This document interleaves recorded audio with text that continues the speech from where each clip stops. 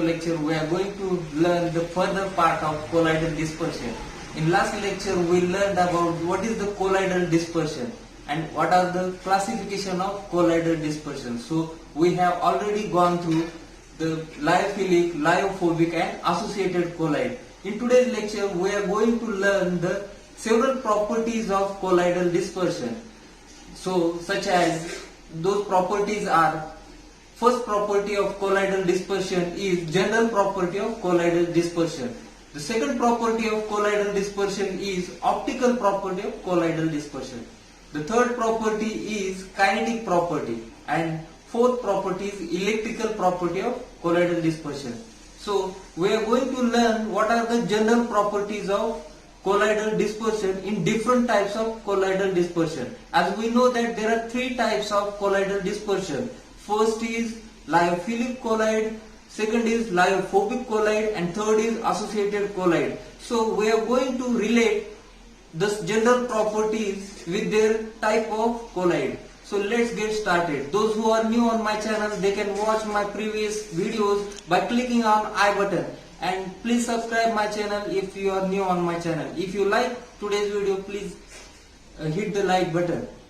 Okay, so in today's lecture we are going to learn those properties of colloidal dispersion. So first property of colloidal dispersion is general property of different types of colloids.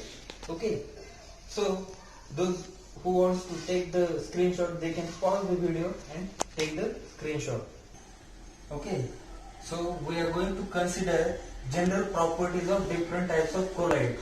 So what are the colloids? In colloid there are two immiscible liquids mixed with each other. So one liquid is act as a dispersed phase. Okay, so if we consider this is a colloidal dispersion, in that minute globules are act as a dispersed phase and other liquid is act as a continuous phase. So we are going to learn what is the nature of dispersed phase. Okay, that dispersed phase in the case of lyophilic colloids. Okay, so in the case of lyophilic colloid, the nature of dispersed phase is organic. Okay, the substance mostly having organic in nature in the case of lyophilic colloids. Okay, the nature of dispersed phase in the case of lyophilic colloids is organic in nature. So if we learn what is the nature of lyophobic colloids, then what is the nature of dispersed phase in the case of lyophobic colloid? It is inorganic in nature. Okay, so it is inorganic in nature. If we learn the nature of dispersed phase in the case of associated colloid, we will find that those are surfactant. Okay, surfactant means surface active agent. Okay, so surface active agent mostly adsorb at the surface of any liquid. If we disperse that liquid, that surfactant in any liquid, they do not form any aggregate, so they get adsorbed at the interface between liquid and gaseous. Okay, so there is a interface between liquid and gaseous state. So surfactant get adsorbed at the surface of that liquid. So we can say that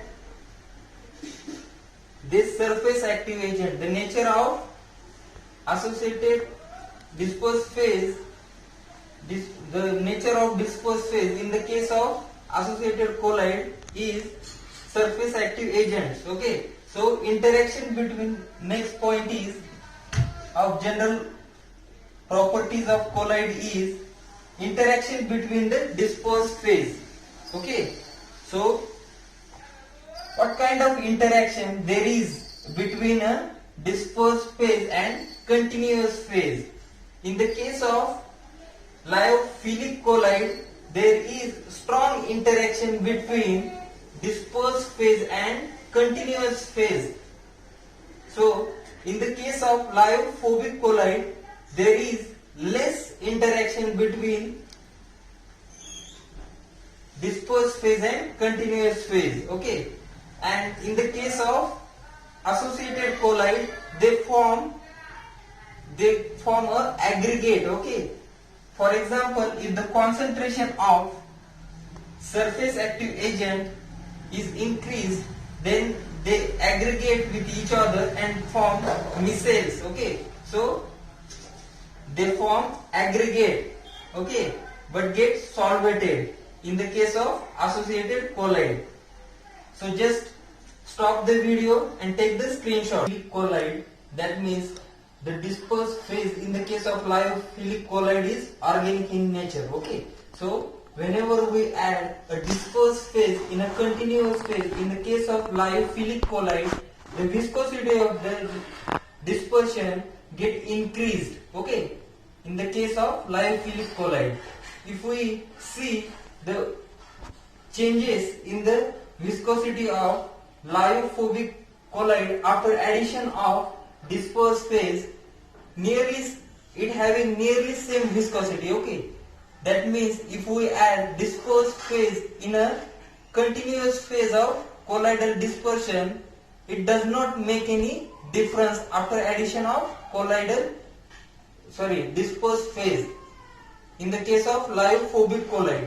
Okay, so in the case of associated colloid, what is the nature of dispersed phase? The nature of dispersed phase in the case of associated colloid is surfactant. Okay, so if we add that surfactant as a dispersed phase in a continuous phase, very less increase in the viscosity. Okay, if consider the viscosity of liquid is hypothetical example 1. So after addition of associated colloid, after addition of surfactant in associated colloid, it may be increased by some points. Okay, in the case of associated colloid. So after that, the next point is electrolyte, low electrolyte. Okay, so what kind of changes happen if there is low electrolyte or high electrolyte concentration?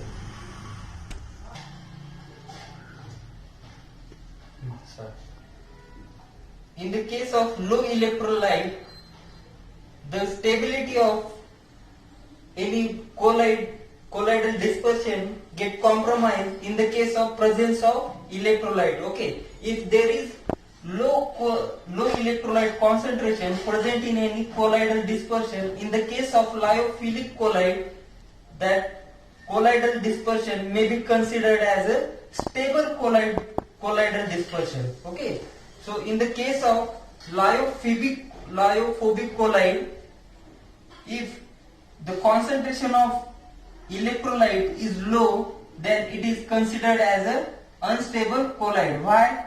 Because why there is high viscosity in the case of lyophilic colloid? Because the interaction between, as we learned that interaction between dispersed phase and dispersion is higher in the case of lyophilic colloid, therefore the viscosity is higher. And in the case of lyophobic colloid, there is no interaction or very less interaction between dispersed phase and continuous phase. Therefore, in the case of lyophobic colloid, the viscosity of dispersion is same after addition of dispersed phase. Okay, so in the case of associated colloid, we learned that after addition of surfactant, it increase very less viscosity because it gets associated and it gets solvated. Okay, so next is, as we, on the basis of that, we can learn that if the presence of electrolyte, low electrolyte, in the case of lyophilic colloid, it makes our colloidal dispersion stable. So in next type is lyophobic colloid. In the case of lyophobic colloid, the dispersion is considered as unstable. So it may be separates the two immiscible phases. Okay. First is, what is the first phase? One is continuous phase and other is dispersed phase. If the low concentration of electrolyte makes that dispersion is unstable, it gets the two immiscible liquid gets separated in the case of low electrolyte concentration of lyophobic colloid. So next is associated colloid.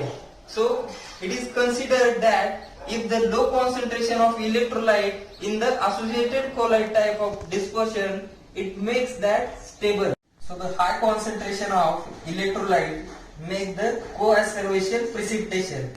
That means that in that colloidal dispersion we observe a precipitation phase. Okay. So in the case of lyophobic colloid, high concentration of electrolyte makes lyophobic colloid more stable as compared to low concentration electrolyte in the lyophobic colloid. Okay. So low concentration electrolyte is less stable than high concentration electrolyte lyophobic colloids. Okay. So next is associated colloids. In the case of high concentration electrolyte present in associated colloid, it get precipitates. Okay. That means we observe some kind of precipitation in that colloids. Okay. So just pause the video and take the screenshot. Okay friends, this is end of today's video. In next lecture we are going to learn the optical properties of dispersion. So those who are new on my channel, they can click on I button and watch my previous video. If you like today's video, hit the like button, and if you are new on my channel, please subscribe my channel.